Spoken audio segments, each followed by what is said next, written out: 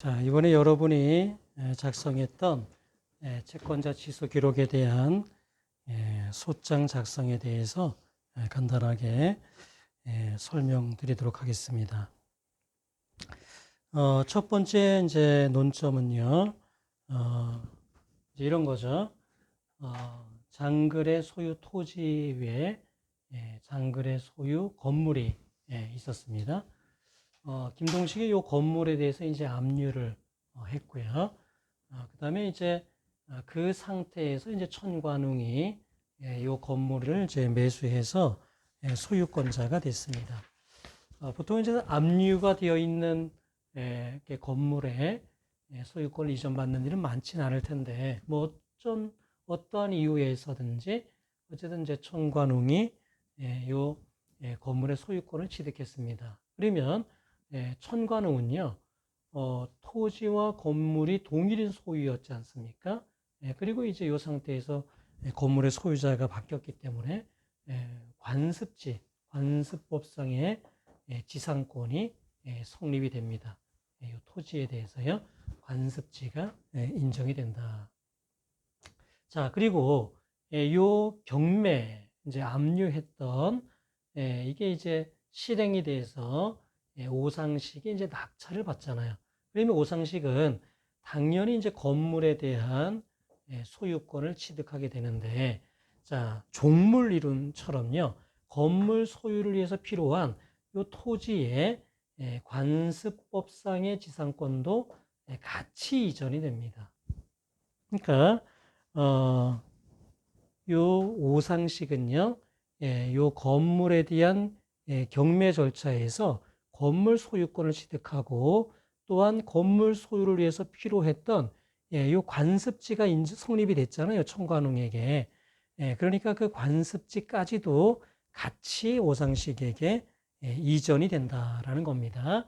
그러니까 오상식은 관습법상의 법정 지상권자입니다. 관습법상의 법정지상권을 취득할 지위에 있는 사람이 아니고 관습법상의 법정지상권을 취득한 거예요. 왜냐하면 민법 187조, 그래서 법률의 규정에 의한 물권 변동에 의해서요, 관습법상의 법정지상권의 이전 등기 없이도 법률상 이 관습지도 함께 취득을 하게 된다라는 겁니다. 그리고 이제 오상식이 건물에 대한 소유권을 안영희에게 넘겼잖아요. 그러면 이 관습지도 같이 이전한 것으로 봐서 안영희는 관습법상의 법정지상권은 취득할 지위에 있는 사람이 되는 것이죠.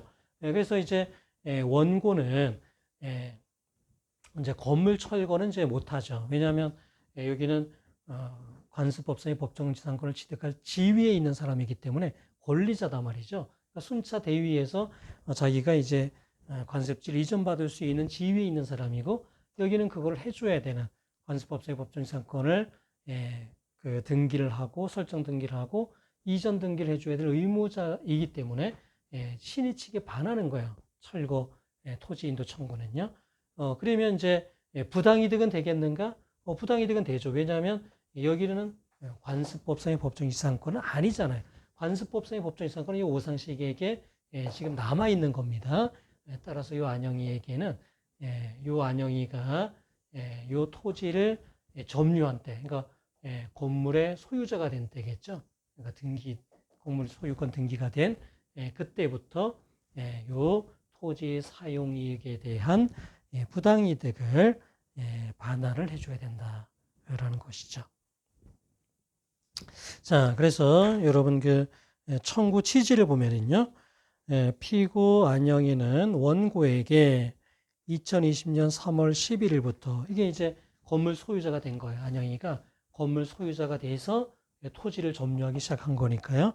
그때부터 인천 계양구 작전동 18-1대 100제곱미터를 원고에게 인도하는 날까지, 부당이득을 청구할 때는 이게 제일 좋습니다. 인도하는 날까지, 인도 완료일까지 그렇게 청구해 주는 게 가장 무난해요. 그래서 그때까지 월 100만 원의 비율에 의한 금원을 지급하라. 그래서 이 경우에도 이게 이제 토지가 있는데 건물이 이렇게 있으면 바닥 면적만 딱 부당이득이 성립하는 건 아니고요. 이 건물 사용을 위해서는 이 바닥 면적 외의 부분도 뭐 통행을 위해서 또 주차를 위해서 사용할 수 있잖아요. 근데 이 사건의 경우는 토지 전체가 건물 사용을 위해서 이용되고 있다라고 했기 때문에요. 이 토지 전체에 대한 부당이득을 청구해 주면 됩니다. 자, 청구 원인에 가서 보면은요. 피고 안영이에 대한 청구에 관해서 그래서 피고 안영이 원고에 대한 부당이득 반환 의무를 보면은 사실 요건 사실만 놓고 본다면은 장그래가 토지 소유자다. 그리고 안영이가 건물을 지금 소유하고 있다. 그래서 이 토지를 점유하고 있다. 사실 이것만이 요건 사실이에요. 그죠? 그것만이 이제 요건 사실이고 그렇긴 하지만은 이게 이제 어떤 그 항변에 대한 배척까지 해줘야 되잖아요. 그래서 요 안영이가 관습법상의 법정지상권을 취득했다든가 또 관습법상의 법정지상권을 취득할 지위에 있다. 뭐 이런 것까지도 이제 기재를 해줘야 되기 때문에 어떻게 그 관습법의 법정지상권자들한 건 배척을 해줘야 되고 또 어쨌든 관습법상의 법정지상권자이기 법정상을 취득할 지위이기 때문에 부당이득이 성립하지 않는다. 그 부분도 이제 배척을 해줘야 되기 때문에요. 여기서는 이러한 그 소유권, 토지와 건물의 소유권에 관한 사실관계를 미리 청구 원인 부분에다가 기재해 주는 게 자연스럽게 기재해 주는 게 타당해 보인다. 그러니까 장거리의 토지 소유, 안용의 건물 소유 이것만 딱 기재를 해주면 뒷부분에 가서 또 어떤 항변에 대한 배척을 할 때 이런 사실관계를 또 기재를 해줘야 될 수 있잖아요. 그러니까 이거는 굉장히 부자연스럽다 이거죠. 어색하다 말이죠. 그러니까 청구 원인 부분에는 이제 사실에 대한 원래는 요건 사실에 대한 기재를 해주는 게 원칙이지만은 나중에 이제 항변 배척 사유에서도 필요한 사실관계를 이렇게 같이 기재해 주는 게 좋다고 생각이 돼요. 그래서 2번에 보면은 토지 건물에 대한 소유권 취득 내역이 이렇게 쭉 기재한 거는요. 꼭 요건 사실은 아니지만 이거를 뒷부분에 가서 또 써는 건 어색하기 때문에 자연스럽게 이렇게 기재를 해줬다 이겁니다. 그 다음에 쌍가루 2번에 보면은 안영이가 건물을 소유함으로써 토지를 점유 사용하고 있고 그 임대료는 뭐 얼마다 그렇게 써주고요. 그래서 이제 쌍가루 3번, 쌍가루 4번에 보면 소결론을 내려주는 겁니다. 그래서 안영이는 부당이득을 얼마를 할 의무가 있다. 이렇게 기재를 해주고 이게 소결론을 매듭을 전원 다음에 항변에 대한 반론으로 가는 게 자연스러워요. 그래서 관습법상의 법정지상권을 취득했다든가 그거를 취득할 지위에 있다. 그래서 이제 부당이득이 인정되지 않는다 이렇게 주장을 할 수가 있다. 그래서 항상 이렇게 항변을 배척해 줄 때는요 상대방의 주장을 이렇게 그럴듯하게 항변 유사하게 그거에 맞춰서 이렇게 기재를 해주면서 그다음에 배척을 이제 간단하게 해주면 됩니다. 그래서 법정지상권을 취득할 지위에 있을 뿐 아직 법정지상권자는 아니다. 그리고 아직 법정지상권자가 되지 않은 상태에서 토지를 사용 수 있겠다면 부당이득 반환할 의무가 있다라고 하면서 항변을 배척해 주면 되겠다라는 겁니다. 자, 그래서 사실 요 쟁점은요, 여러분이 이제 대법원 2014년 9월 4일 선고된 2011다 13463 이 판결을 이제 알고 있는지에 대한 문제입니다. 이 판결을 이제 알았다면 어렵지 않게 이거를 이제 기재할 수가 있었을 텐데 이 판결을 이제 잘 모르는 상태에서는요 이러한 결론을 내기가 조금은 어려웠을 수도 있습니다. 그래서 결국은 기록에서 제일 중요한 건 정답을 맞추는 거예요. 그래서 이런 중요한 유형에 나올 만한 그런 판례들을 정확하게 이해를 해서 결론을 맞추면 그럼 뭐 고득점을 할 수 있는 것이죠. 청구 원인은 조금은 자유롭게 쓸 수 있습니다. 제가 아까 얘기했지만 요 안형에 대한 부당이득 청구에서 요건 사실이 아는 내용도 제가 이렇게 쭉 기재를 해줬어요. 근데 이게 꼭 뭐 바람직한 기재 레이냐, 그러니까 뒷부분에서 쓰겠다고 해도 뭐 큰 문제는 안 됩니다. 근데 저는 이게 조금 자연스러워 보이기 때문에 요건 사실 부분에다가 이제 사실 요건 사실 아닌 것까지 기재를 해준 거예요. 그래서 청구 원인은 결론만 정확하게 맞췄다면, 그리고 꼭 필요한 내용들만 들어가 있다면 조금은 자유롭게 쓸 수 있기 때문에요. 여러분이 정확한 판례를 기억해서 정답을 맞추는 게 필요하다. 자, 그 다음에 이제 두 번째 논점은요. 자, 두 번째 문점은, 이제 대여금에 대한 건데요.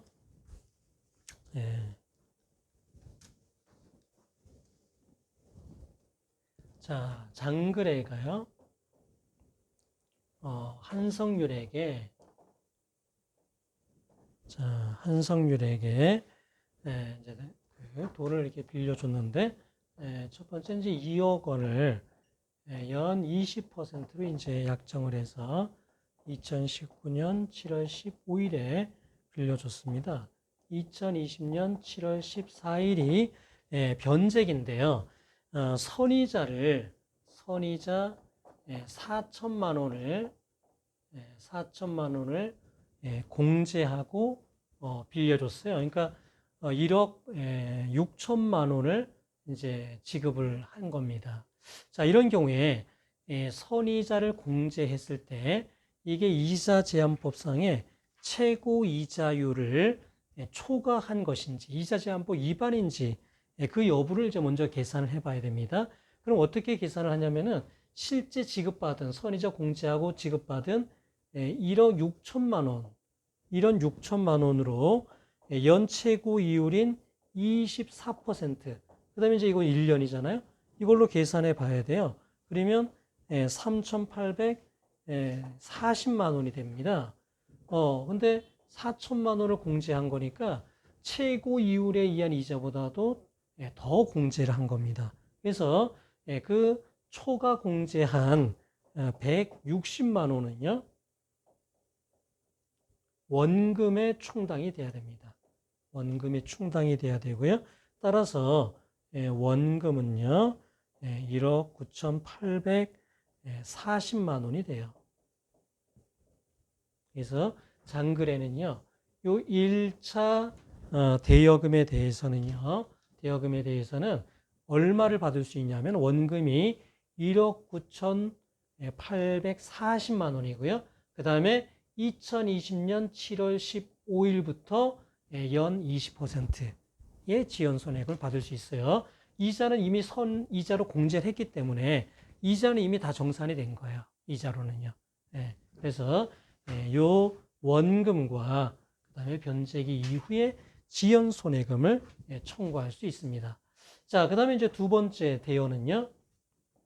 1억 원을 연 25%로 이제 빌려줬는데 2019년 7월 15일에 빌려주면서 2020년 7월 14일로 했고, 자, 이 경우에도 선이자를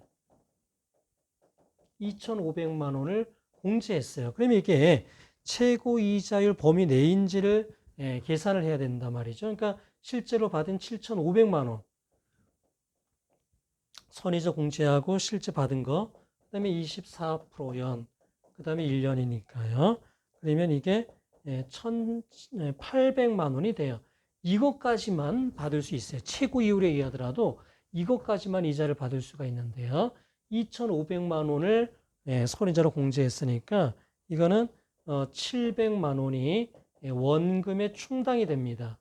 그러면 원금이 어떻게 되냐면은 9,300만 원이 되는 거예요. 그러면 요 2차 대여금에 대해서는요, 9,300만 원에다가 2020년 7월 15일부터 연 24%가 되죠. 약정 이율 중에 이자 제한법 최고이율 범위 내에서만 받을 수 있으니까요. 연 24%의 비율에 의한 금원을 받을 수가 있습니다. 그래서 여러분 그 기재해 준 게 여러분이 예시 소장에 보면은 4페이지에 있는 거예요. 그래서 1차 대여금 이렇게 빌려줬고 그거를 선이자 4천만 원 공제했으니까 그거는 제한 최고 이자율을 초과된 거다. 그래서 160만 원이 원본에 충당이 된다. 이 2차 대여금도 마찬가지로요. 2,500만 원을 공제했는데 이거는 초과되는 거니까 700만 원이 원금에 충당이 된다라는 거고요. 그 다음에 쌍가루 3번에 보면은 2020년 7월 14일에 7,500만 원을 이제 변제를 했습니다. 근데 지정이나 합의가 없었어요. 그래서 법정 변제 충당에 의해야 합니다. 근데 둘 다 이제 변제기가 이미 이제 도래한 상태잖아요. 자, 따라서 이 경우는 변제이익이 많은데 충당이 돼야 되는데 이율이 이제 더 높잖아요. 이율이 24%, 20%니까요. 그래서 이 대여금에 충당이 됩니다. 그래서 요 7,500만 원은요. 이 대여금에 대해서는 9,300만 원에서 7,500만 원의 공제 충당에 대해서 1,800만 원만 1,800만 원만 남게 된다 이거야. 요거에 대해서는요. 요거는 이제 아까 얘기했던 1,984만 원에 대한 그다음에 7월 15일부터 지연손해금이 붙게 되고요. 요거는 그냥 1,800만 원에 대한 24%의 지연손해금이 붙게 된다라는 겁니다. 자, 그래서 요 사례의 경우에는 그러니까 선이자에 대한 문제입니다. 그래서 여러분이 이제 선이자를 공제했을 때 이게 최고 이자율을 위반한 것인지 그 부분은 실제 선이자 공제하고 받은 거 그걸 가지고 계산을 해야지 돼요. 근데 계산했더니 그게 최고 이자율 범위 내다라고 하면 약정한 원금이 다 원금이 되는 겁니다. 그래서 그거에 대한 변제기 이후에 지연손해금만 청구해 주면 되고요. 만약에 제한 최고율보다 더 많은 선이자를 공제했다. 그럼 그 부분이 원금에 충당이 됩니다. 그래서 거기 보면은 예상되는 주장에 대한 반박을 보면은 원금이 실제 선이자하고 공제하고 받은 그게 원금이 아니냐라고 주장할 수 있는데 그건 아니다라는 거예요. 공제하고 받은 걸 가지고 제한 최고 이자율 위반인지 여부는 판단하는 게 맞아요. 그러니까 실제 받은 걸 가지고 계산을 해봐요. 그런데 손이자 공제한 게 그 범위 내면 그거는 약정 원금이 그대로 유효한 거고 만약에 위반한 게 있으면 그거는 원금에 충당이 되는 것이지 이게 손이자 공제하고 실제 받은 금액이 원금이 되는 것은 아니다라는 겁니다. 그래서 쌍가루 1번에 있는 첫 번째 항변에 대한 배척사항이 그거였고요. 사실 이거는 항변에 대한 반박이라기보다는요. 어떤 예상되는 주장에 대한 반박입니다. 딱 항변사항으로 보기는 좀 어려워요. 그래서 이런 경우에는 제목도 예상되는 주장에 대한 반박이라고 했습니다. 그 다음에 쌍가루 2번에 보면은 최고 검색의 항변권, 그 녹취록 보면 그런 거 나오잖아요. 먼저 주체모자에게 가서 알아보고 나한테 오라 그러잖아요. 그래서 최고 검색의 항변권을 주장할 수 있을 것으로 보이지만 그것도 연대 채무의 경우에는 허용되지 않는다. 연대 보증의 경우에는 허용되지 않는다. 그렇게 반박을 해주면 되겠습니다. 그래서 청구 취지를 보면은요, 원고에게 피고 환송률 장백기에는 연대하여 1억 9,040만 원 및 이에 대한 20% 비율형 금원을 지급하고 피고 환송률은 1,800만 원 그리고 그거에 대한 금원을 지연손해금을 지급하라. 그렇게 기재를 해주면 되겠어요. 자, 그 다음에 이제 세 번째 논점입니다. 자, 이렇게 장거래가요. 장백기에 대해서 이렇게 채권을 가지고 있잖아요. 198 이렇게 원 이렇게 그 지연 손해금 가지고 있는데 장기기가 이제 자기의 유일한 부동산을 매매 예약을 하면서 이거를 하정연에게 가등기를 해줍니다. 2020년 8월 8일에요. 자, 그 다음에 이제 강혜준에게 8월 25일에 이전을 해줘요.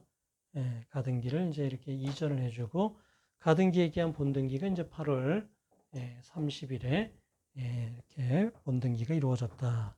그리고 이 부동산에는 이제 이렇게 마복일의 저당권이 이렇게 설정이 돼 있었고, 그 다음에 강혜권에게 이제 이렇게 소유권이 넘어온 이후에 박종식의 또 저당권이 설정이 되어 있는 그런 상황입니다.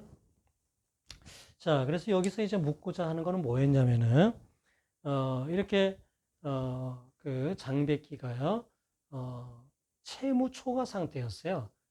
장백기의 이 부동산은요 시가가 얼마라고 하면 요 그 장거리에 대한 채무, 그다음에 마복열에 대한 채무 이거를 빼고 나면은 채무 초과 상태였습니다. 그런데 외 사촌 동생에게 하정연에게 저렴한 가격으로 이제 이 부동산을 매매 예약을 했습니다. 그래서 그 매매 예약은 사행이다. 그래서 그거를 취소를 해야 되는데요. 근데 그 가등기가 이전이 되고 이렇게 본등기까지 돼 있으면은 이제 더 이상 요 하정연에 대해서는 원물 반환을 구하기는 어렵습니다. 그러니까 예를 들어서 이제 어떤 A가요 B에 대해서 이렇게 저당권을 이렇게 설정했어요. 저당권을요. 자, 그런데 이걸 C에게 저당권을 이전을 했잖아요. 그러면 이 저당권의 말소를 구할 때 이게 뭐 저당권이 무효라든가 취소가 됐다든가 이런 경우에 B는요, 요 C를 상대로 저당권의 말소를 구합니다. 그죠? 그러니까 요 저당권의 현재는 C가 권리자가 된 거예요. A에게서 C에게로 저당권이 이전됐기 때문에 저당권의 권리자는 C입니다. 그래서 B는 요 C에게 저당권의 말소를 구해야 되지 요 B에게 구하는 건 피고 적격이 없는 거예요. 자, 따라서 요 사행위를 취소하고 하정연에게 원물 반환을 구할 수가 없는 상태가 된 것이죠. 그죠? 그러면 이거는 가액 배상을 구해야 됩니다. 그리고 강혜준이 만약에 이제 이게 악이었다면은 이거를 취소하고 강혜준에게 원물 반환을 구할 수도 있겠지만 여기는 선의로 보인다 이거야. 그렇다면은 하정연에게 가액 배상을 구할 수밖에 없는 상황이다. 그럼 가액 배상을 구한다면 어떻게 구해야 되겠는가? 일단 피보전 채권액, 그다음에 공동담보 중에 적은 범위 내에서 가액 배상을 구해야 되잖아요. 그래서 이게 이제 피보전 채권액이고, 그다음에 공동담보는 목적물의 가액에서 요 마복열의 요 피담보 채권은 이제 8천만 원이에요. 왜냐하면 지연 손해금이 안 붙게 제가 만들어 놨어요. 지연 손해금이 붙으면 좀 복잡하니까, 그러니까 이자가 안 붙게 만들어 놨어요. 그래서 변제기가 아직 도래하기 전에, 그러니까 사행위 당시에 여기는 아직 이자가 붙지 않는 원금만 이제 피담보 채권이 있는 그거를 공제해 주면 되고요. 이거는 공제하지 않죠. 이거는 사행위 이후에 생긴 저당권이니까요. 이거는 공동담보하고 무관해요. 그러니까 이 목적물 가액에서 저당권 설정된 그 정도가 공동담보였기 때문에 그거를 계산해서 더 작은 범위 내에서 사회행위 취소를 구하면 되겠다라는 겁니다. 자, 여러분 그 청구 취지를 보면은요. 자, 3번 보시면은 자, 원고와 피고 하정연 사이에서 자, 그래서 원고는요. 누구를 상대로 소송을 제기하냐면 반환을 구하는 상대방입니다. 그러니까 요 하정연을 상대로 반환을 구하는 거잖아요. 그러니까 원고와 하정연 사이에서입니다. 원고와 하정연 사이에서 상대적 효력이 있는 거예요. 그리고 뭐를 취소하냐면 장백기와 하정연 사이의 매매 예약을 취소하는 겁니다. 보통 장백기는 피고가 되지 않는데요. 사행위 취소에 있어서는요. 근데 여기에는 이제 보증금을 연대보증금을 청구하기 때문에 우연히 같이 피고가 되어 있는 것뿐입니다. 사행위 취소에서는 원래는 피고는 아닌 것이죠. 그래서 피고 하정연과 피고 장백기 사이에서 체결된 매매 예약을 1억 2천만 원 한도 내에서 취소한다. 그러니까 가액 배상을 구할 때는요. 항상 그 범위 내에서 반환을 구하는 그 범위 내에서만 취소를 해요. 그래야지 그걸 딱 맞춰야 된다 이거예요. 왜냐하면 더 많이 취소해가지고 반환을 받아도 이거를 안분하거나 배당할 방법이 없습니다. 그래서 반환을 딱 구하는 그러니까 자기가 이제 반환받고자 하는 그 범위 내에서만 반환을 구하고요. 그 다음에 사행위 취소도 그 범위 내에서만 취소하면 돼요.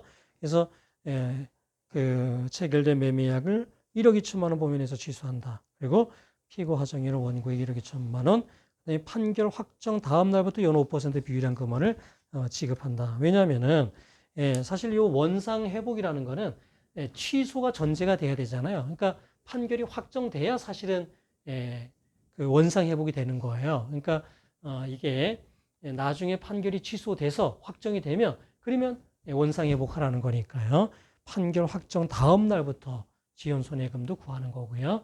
소촉법상이 적용되지 않아요. 왜? 장래이행 청구니까요. 그래서 1억 2천만 원 및 판결 확정 다음 날부터 연 5% 비율형 금원을 지급하라입니다. 자, 그래서 여러분 그 소장에 대한 강평은 다음 주에 제가 좀 더 할 텐데 제가 보니까 이걸 제대로 기재 못한 학생들이 많았어요. 아무튼 어려운 소송이기 때문에 그럴 것으로 예상이 되는데요. 어쨌든 이 기재례는 이렇게 어찌 보면 좀 연습을 해두면 좋습니다. 그 3번에 있는 것처럼 원고와 피고 하정연 사이에서 이 부분을 안 쓰는 경우도 많아요. 실무상은 안 쓰는 경우가 더 많았어요.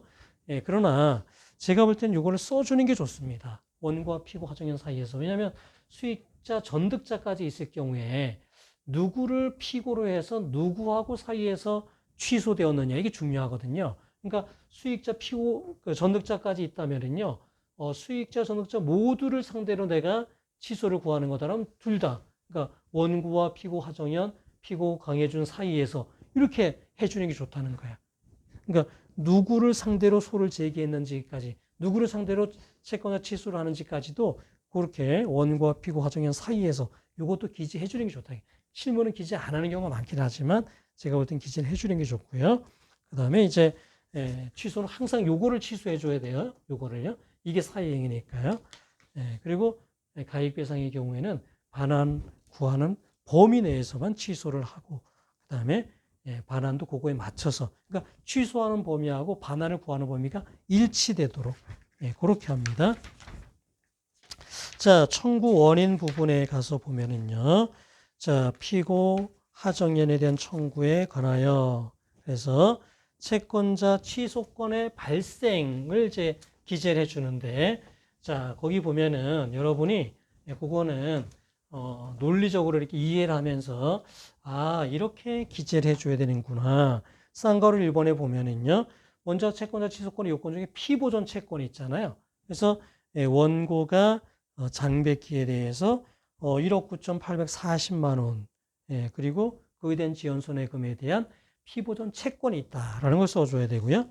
쌍가루 2번에 보면은 장백기가 하정연에게 사회행위를 했다 이런 거예요. 사회행위. 그러니까 어떠한 법률행위를 했는데 그 법률행위에 의해서 채무 초과 상태가 됐다든가 또는 채무 초과가 심화됐다든가 뭐 그런 거를 써줘야 됩니다. 그래서 2번에 보면은 어떤 목적물 1억 5천만 원에 매매하고 매매 예약을 하고 가등기를 격려해 줘야 했는데 그 당시 적극재산은 2억 원의 이 사건 토지가 있었고 소극재산으로는 이 연대보증 채무하고 그 다음에 마복열에 대한 피담보 채무 이게 있었다 이거야. 그러니까 채무 초과 상태 이미 빠져 있었고 그리고 그 상태에서 목적물이 시가보다 저렴하게 이거를 매도했으니까 이건 사행위가 된다라는 거야. 그 다음에 쌍가루 3번에 보면은 채무자에게 사회 의사가 있었다 이거야. 예, 그거는 자세히 써주긴 어려워요. 근데 그 정도 인적 관계라든가 매매대금 액수라든가 또 장백기의 유일한 재산이었던 점을 통해서 볼 때는 채권자를 헤아리라는 사정을 충분히 알고 있었다고 할 것이다. 예, 그렇게 피보전 채권, 사회행위, 사회의사까지 다 써줘야 됩니다. 사회의사는 간단하게 쓸 수밖에 없을 거예요. 그렇지만 써줘야 됩니다. 그리고 4번에 보면 이제 소결이죠. 그래서 채권자 취소를 하고 원상회복을 구할 수 있다. 이렇게 써주고 그 다음에 하정연이 자기의 선의의 수익자라는 건 항변사항입니다. 그래서 소결을 지어준 다음에 하정연은 선의의 수익자라고 주장할 수 있다. 항변할 수 있다. 그러나 악의는 추정되는 것이고 그 다음에 인적관계라든가 저렴한 매매 가격이라든가 유일한 자고 비슷하게 이제 또 써주고 악의였으니 분명히 이렇게 간단하게 배척을 해주면 되겠죠. 자, 그 다음에 이제 원상회복 청구에 가서 먼저는 이게 원물 반환이 아니라 가액배상을 구할 때는요, 가액배상의 필요성이 있다는 내용을 써줘야 돼요. 그래서 보통 가액배상이 이제 제일 많은 게 형평의 원칙상 가액배상을 많이 구하잖아요. 그러니까 사행이 당시에 공동담보가 아니었던 것까지 돌아오는 건 부당하다 이거죠. 그러니까 사행이 이후에 저당권이 말소가 됐다. 그런 걸 원물 반환해 놓으면은 공동담보가 아니었던 것까지 더 많이 돌아오게 되잖아요. 그래서 그런 건 공평에 반한다. 그런 걸 여기에다 기재해 줘야 되고요. 자, 요 사안의 경우에는 이게 매매 예약에 기한 가등기가 있었는데 가등기에 기한 이전 그다음에 본등기가가 돼서 피고 적격이 없다는 거예요. 이제 그러니까 그 처음 가등기권자인 이 하정연에게는 더 이상 피고 적격이 없어서 가등기의 말소를 구할 수가 없잖아요. 따라서 이거는 원물 반환이 불가능하니까 가액배상이 필요하다. 그렇게 기재를 해주는 겁니다. 그 다음에 이제 가액배상의 범위, 그러니까 피보전 채권액 기재를 해주죠. 그 다음에 공동담보가액, 목적물의 시가였고, 그 다음에 이미 저당권에 설정되어 있었던 건 공동담보가 아니니까요. 그 피담보 채권액인 8천만 원을 공제한 1억 2천. 그러니까 더 적은 1억 2천만 원 범위 내에서 이거를 이제 취소하고 가액배상을 구하면 되는데 박종식의 경우에는 그거는 사행이 이후에 설정된 저당권이니까 그거는 공동담보 하고는 이제 무관한 거예요. 공동담보에는 이미 제공돼 있었던 게 그 이후에 저당권이 설정된 거니까 그건 빼주면 안 되는 것이죠. 공제할 수 없는 것이죠. 그래서 소결로 해서 그렇게 써주면 된다라는 겁니다. 자, 여러분이 이제 채권자 취소 소송은요 좀 어렵습니다. 써줄 게 많아요. 그래서 자, 요 예시 소장을요 여러분이 반복해서 읽어보면서 이게 논리적인 순서대로 채권자 취소권이 성립을 하려면 피보전 채권, 사회행위, 사회의사가 있어야 되는구나. 오케이. 그 있으면 그 다음에 이제 원상회복을 구해야 되는데 가액배상을 구할 때가 많거든요. 문제에는요. 그 가액배상이 왜 필요한지. 그 다음에 이제 가액배상의 범위를 구할 때는 피보전 채권과 공동담보 그걸 다 계산을 해줘야 돼요. 그리고 작은 범위에서 구하면 되겠다. 자, 여기까지 오늘은 강의를 하고요. 여러분이 작성한 소장에 대해서는 다음 주에 간단하게 좀 더 강평을 하도록 하겠습니다. 수고하셨습니다.